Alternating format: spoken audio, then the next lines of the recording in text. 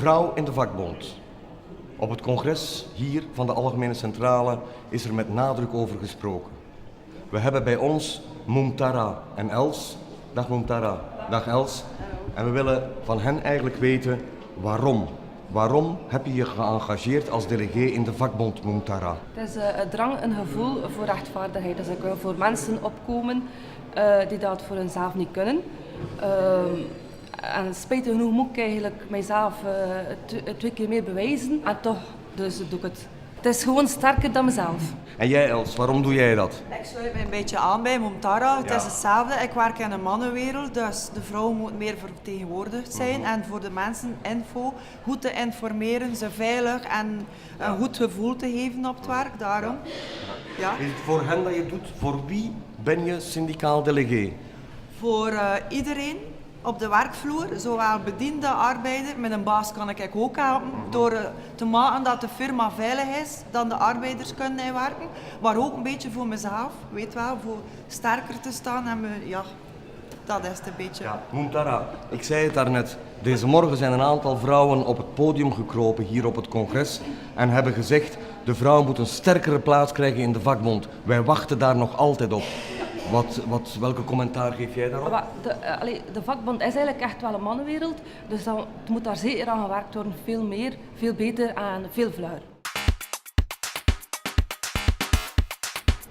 Fatima Bougarde, tu es intervenue ce matin à propos du problème de garde d'enfants. Tu peux nous expliquer le contenu de ton intervention?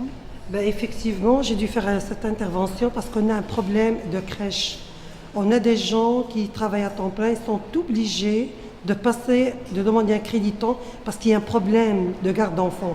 Il n'y a pas assez de crèches, mais quand ils trouvent la place, les prix ne sont pas à la portée de tout le monde. Les prix sont tellement élevés qu'ils n'arrivent pas à assumer.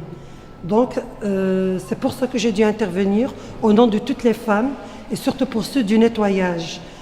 On a encore un autre problème qu'on rencontre parce qu'avec mes collègues, quand elle a un enfant, nous, la majorité des gens du nettoyage commencent le matin très tôt. Les heures d'ouverture ne sont pas adaptées. Nous, on commence à 6 h du matin, les crèches ça commence uniquement à 7 h du matin. Le soir, on travaille assez tard. À 18 h, il faut quand même se débrouiller pour aller chercher son enfant. Ce qui fait que soit on abandonne notre travail, ce qui a un impact négatif sur notre carrière et notre salaire, ou alors on doit faire appel à un tiers, soit un membre de la famille ou un voisin, ce qui n'est pas toujours facile. Fatima vertelt ons dat er een bijzonder groot probleem is met kinderopvang. Vooral in Brussel, want zij is van Brussel. En vooral ook voor de schoonmaaksters. Er zijn te weinig kinderopvangplaatsen en ze zijn te duur. Het gevolg is dat werksters die een fulltime hebben, verplicht zijn van een parttime, een 4/5 te gaan werken, om hun kinderen te kunnen opvangen. Het is gewoon te duur. En voor de schoonmaaksters is het probleem des te groter, omdat zij 's morgens heel vroeg beginnen en dat er op dat moment geen enkele opvang ter beschikking is. Mais Fatima, pour toi, quelles sont les solutions alors? Pour moi, la solution, c'est qu'il doit y avoir un peu plus de crèches, que ce soit à un prix raisonnable, à la portée de tout le monde. Déjà qu'on est obligé de passer de temps plein à temps partiel pour faire garder notre enfant pour aller travailler, avec ce salaire-là, on n'y arrive quand même pas. Donc on aimerait bien que nos instances prennent ça en considération et qu'ils nous aident parce que c'est un gros problème, surtout pour les gens qui travaillent au nettoyage. Dank u wel, Fatima. Fatima vertelt ons ook wat de oplossingen zijn voor dit probleem. De oplossingen zijn natuurlijk evident. Er moeten meer kinderopvangplaatsen komen en vooral, ze moeten betaalbaar zijn. Ze moeten ook betaalbaar zijn voor de gewone werknemer.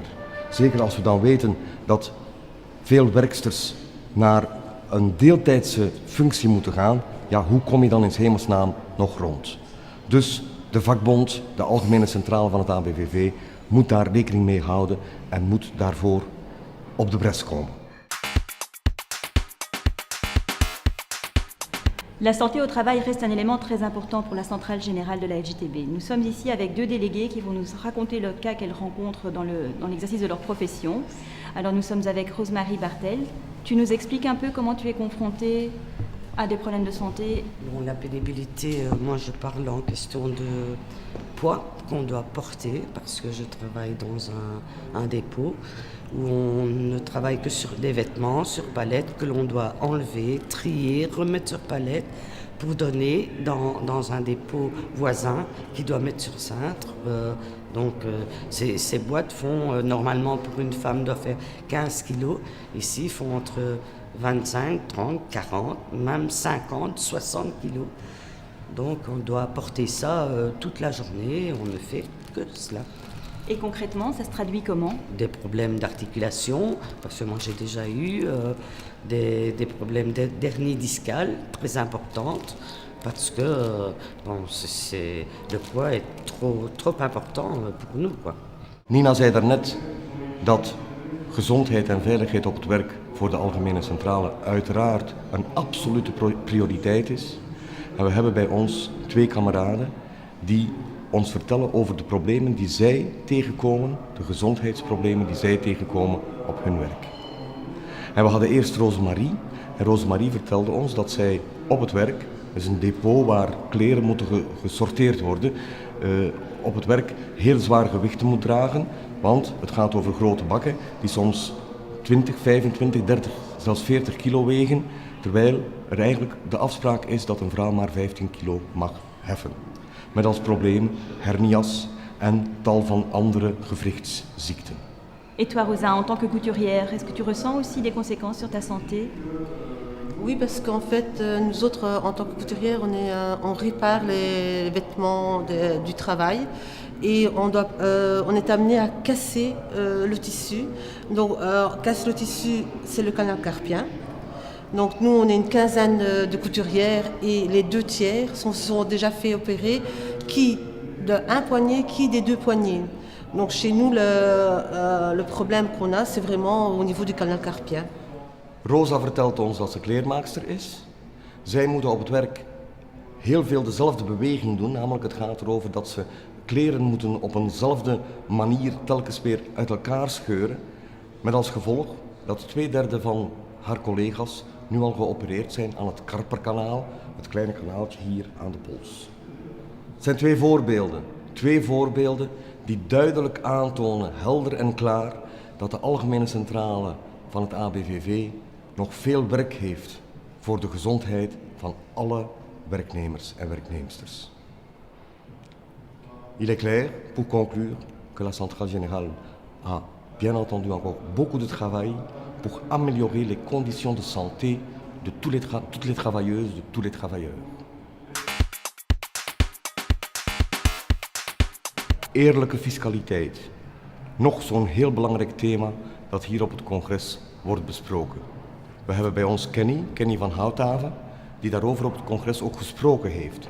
Kenny, je hebt daar zo wel een aantal ideeën over die eerlijke fiscaliteit. Ja.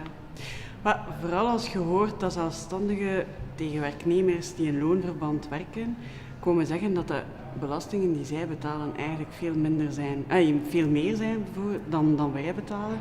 Maar eigenlijk hebben we de berekening een keer gedaan en eigenlijk is dat niet waar. De werknemers die eigenlijk overal controleerbaar zijn, die betalen echt veel meer belastingen dan de zelfstandigen. En doordat ze de indexsprong willen toevoegen, gaan de mensen het voelen in hun portemonnee, maar dan gaan de zelfstandigen het eigenlijk ook wel voelen.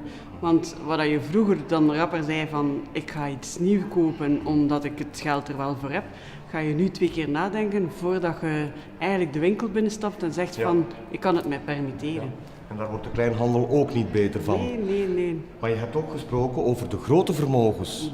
De grote multinationals die eigenlijk maar 1% aan belastingen betalen, terwijl dat de werknemer eigenlijk veel meer betaalt en afdraagt tot zijn pensioen, dat is eigenlijk onaanvaardbaar en daar moet echt iets aan gebeuren.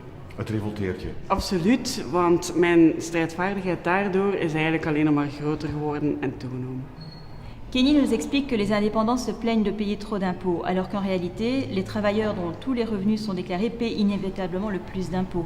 Kenny nous explique aussi qu'avec le gel des salaires et le saut d'index, les travailleurs réfléchiront 2 fois avant d'acheter chez ces mêmes indépendants. En ce qui concerne les multinationales, Kenny est choquée d'entendre qu'elles ne payent que 1% d'impôts. C'est tout simplement révoltant et ça renforce sa combativité.